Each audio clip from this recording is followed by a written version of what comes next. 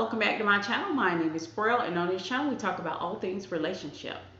Alright, so on Instagram, I received a message. It said, what does it mean to be the woman that he cannot get? And I am so ecstatic that one of my followers sent me that message because it's a great topic. It's a great topic. I've said it once or twice in my videos. But what does that look like? And I can understand why people want to know. So be the woman he cannot get. When you're being the woman he cannot get, you have solid standards. If he comes in and he's able to reinvent your life and change the rules that you live by, that means you don't have a standard. Your standards blow with the wind. And with a man, you teach everything that you do, everything that you say, teaches him how to treat you. It teaches him how to love you. It teaches him everything he needs to know about you. So breaking your word, changing your standards does not do you well in the dating game, especially if you're looking for a husband. So first of all, before I even jump right into this, and watch until the end, because when I go through the end, I'm going to sum it up. I like to make sure that each of my points are where you can just screenshot them. So watch all the way to the end. All right, so let me go ahead and give a little bit background information before I go into the deep details of being the woman that he cannot get. First of all, background for myself, because you have to know where I'm going with the story. 17 years old, I lived alone and had a vehicle. When you are not in need of money and money does not impress you, you're able to attract different things and different types of people in your life. So remember that, because that's a good point for being the woman that he can't get. First of all, I had standards. My standards were non-negotiable, and I meant that. And what I mean by that, I had standards to the point where if that person had a girlfriend, a boyfriend, a whole family, and they didn't reveal that to me while we're dating, they were done. I dumped and I moved on.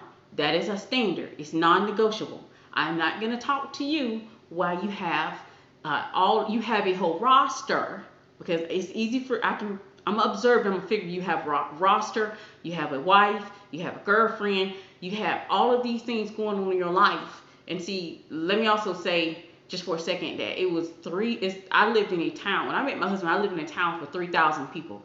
So small town, small problems, which means everyone knows your business. So it's not hard to see to hear what another person is doing, even if you don't know that person personally. So it's easy for me to vet him to know what he's really doing out here in those streets.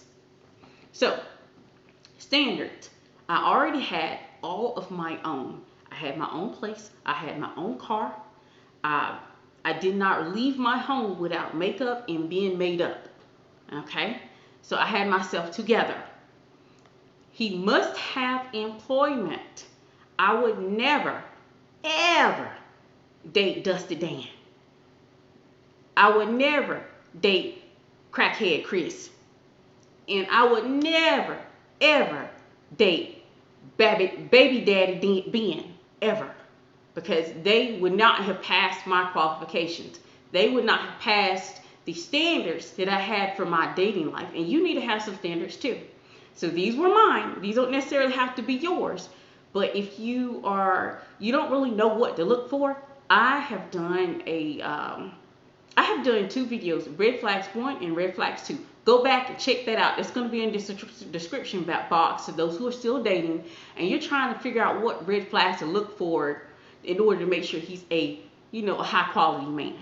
So I had certain standards. I had my own. That was a standard. I had my own. He had to have employment. He had to have no other women in his life. That was a romantic entanglement. He had, at that time, I was young, y'all, so he had to have no kids, because you got to think about it. I was 18 years old, and I had no kids, so I didn't want to date anyone who had kids. But now, if you're my age, you might have to budge on that. Because of the fact that nowadays, the older you get, people done had relationships, divorced, and had kids, so you have to change that standard. But I didn't have to because I was 18. If you don't have kids, I don't feel like, it depends on your age. Like if you're 18 and you're dating, who wants to date someone who has kids? I mean, just common sense. All right, so public dates only. So I had that standard, public dates only. And if you violate these standards, I dumped you and I walked away. I have been, in my younger years, I have been on plenty of dates, and I'll be like, why did he say or do that? Because now I cannot date him any further. And you have to have that same mindset. Oh, and also, one of the other things I had, no talking negatively about the ex. I don't care if the ex robbed you, stabbed you, shot you. It doesn't matter. It speaks to character. An alpha male would never sit down with you and tell you all of the bad things about that ex in a negative manner, and it'd be okay. Did you catch that? And the only reason I'm emphasizing on that is because I was on another person's video and I made the comment about the ex thing, and she was like, well, what if he had robbed her or stabbed her, or she did something to him that was violent? Okay, he's alpha male is going to say, well, this has happened, but he's not going to go further into detail from other than that, and you won't learn any more of those details till later on down the line. But a guy that has pushed a woman, a dusty that's pushed a woman to the edge because he's done so much and she just snapped and I'm not giving her, look, I don't advocate for violence. I'm just saying this is probably what happened in a lot of these cases, and some women are ignoring these red flags because maybe there's more to the story than what you're getting. And you have to keep that in mind when you start talking about the ex. Really, if you start talking about the ex, it's the character that would concern me. It's maybe if we're in a relationship, what happens if we break up? Are you going to be in the streets damaging my reputation? And you have to take that in mind, ladies, because men will come with a sad and sob story, and they had just as much issues. They contributed to the story. They contributed to the violence, but they won't tell you their part. They'll just tell you what happened with the girl. And you have to be wary of a man who's willing to sit down with you and talk badly about his ex. It is a red flag. It is in one of my red flag videos. Go in, watch it. Shameless plug. Go in and watch that video because it's going to help. It's going to be helpful to you. All right. So, no calling me out my name. If a man ever called me out my name, I was done. Because you have to think long term. So you're saying if I make a mistake, I might be called out my name. I might be called all kinds of B's and S's and some names that I would not even ever speak on camera. So you're saying I have to deal with that to be with this man? I would never, ever, ever date a guy that it slips from his lips easily to call me a name, to call me out my name. If he's not calling me honey, baby, sugar, honey pie, any of those names are fine. Or even my actual real name, Braille.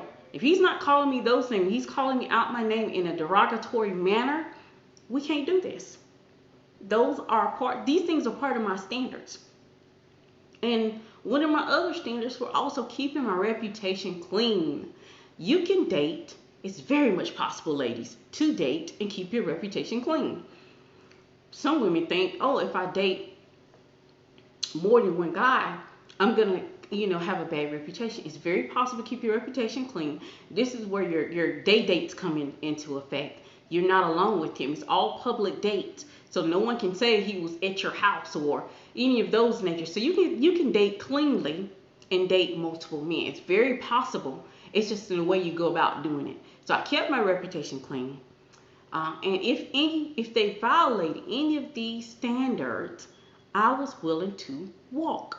And it was not something, and since it's such a small town, everyone kind of knew that I was willing to walk, that I wasn't playing no games, when I say I'm done, I'm done. I'm walking away. Because when you have everything that you need, and he's not an enhancement to my life anyway, what do I need you for? And that's just on some real stuff. What do I need you for if you cannot enhance my life? So when you're looking at a guy and you're trying to figure out how do I become the woman that he can't get, you're just gonna have to be different. You gotta stick to your guns. You gotta stick to your standards. You have to be willing to go against the grain, and that's how you become a woman that he can't get. You have to be, you can't be average. You have to be someone who is different. So I dated a lot in the beginning, and I was able to keep my reputation clean. And that's because I did public dates, only dates in restaurants and stuff of that nature. All right, so becoming the woman that he can't get is the hardest thing, but the most simplest thing that you can do. It takes some time to develop yourself as a woman. It takes some time to figure out what you want out of your life.